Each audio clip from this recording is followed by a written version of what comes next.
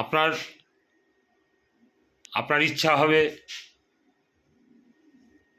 বক্তব্য মিটিং ফাটিয়ে দেবেন, এমন বক্তব্য রাখবেন যে হল গদগদ হবে, জুনিয়র গদগদ হবে, জুনিয়র মনে মনে ফিল করবে, ইস এরকম যদি আমার দাদা হতো।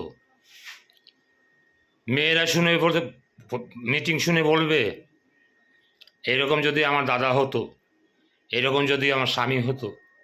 কোনো মা, কোনো পিতা শুনে বলবে, এত সুন্দর কথা যদি আমার ছেলে বলতে পারতো, কি আনন্দ হতো।